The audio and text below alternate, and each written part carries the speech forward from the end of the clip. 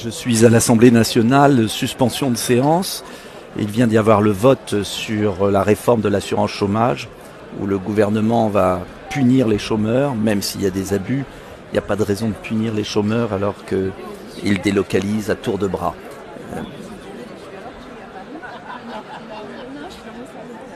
Suspension de séance, mais je ne viens pas vous parler de ça. Je veux vous parler d'un coup de tonnerre qu'il y a eu au Parlement européen.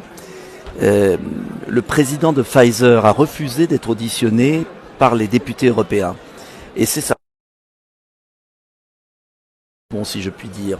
Et alors, il y a eu aujourd'hui une révélation incroyable que vous retrouverez sur certains sites.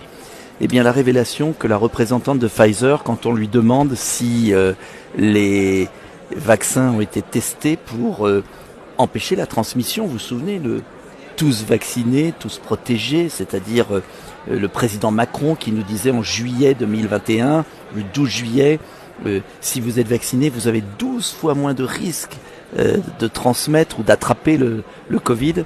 Eh bien, elle a avoué, elle a dit non, on n'a pas testé. Donc en vérité, aujourd'hui, nous sommes donc le 11 octobre 2022, et bien plus d'un an après, on s'aperçoit que ce que j'avais dit, avec quelques autres, était vrai, qu'on nous a menti, qu'un immense mensonge d'État ou des États et des industries pharmaceutiques a été organisé pour vous culpabiliser de ne pas vous vacciner. Si vous n'étiez pas vacciné, vous preniez le risque de transmettre à votre grand-mère, vous preniez le risque d'attraper la Covid. Et donc, vous deviez vous vacciner, pas pour vous, pour empêcher des formes graves, c'est l'autre point du vaccin, qui d'ailleurs est sujet à caution, mais pour empêcher de transmettre. Et en fait, on s'aperçoit aujourd'hui, eh bien, que ce n'était que mensonge. Quand sur les autoroutes, vous voyez tous vaccinés, tous protégés, ils l'ont enlevé d'ailleurs. Maintenant, ils mettent sur les économies d'énergie. Et donc, vous voyez que c'était un immense mensonge pour vous culpabiliser de refuser.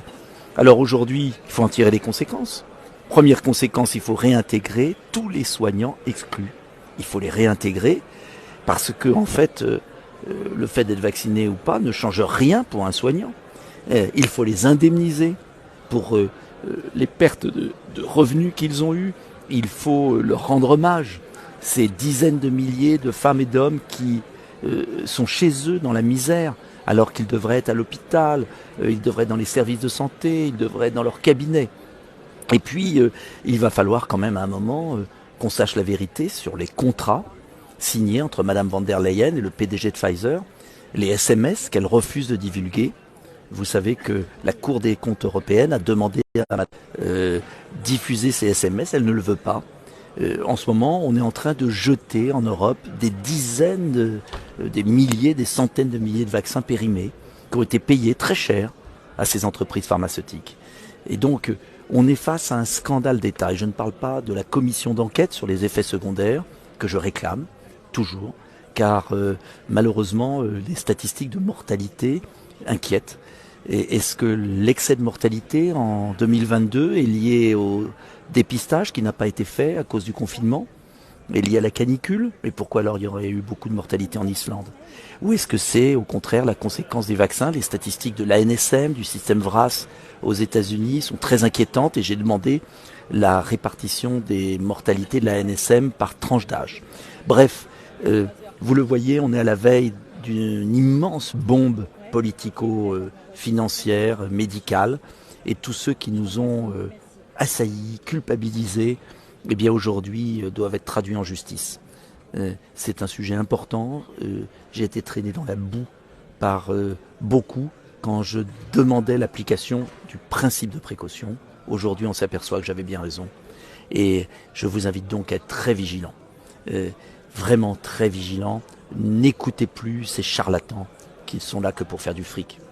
À bientôt pour une autre séance dans l'hémicycle.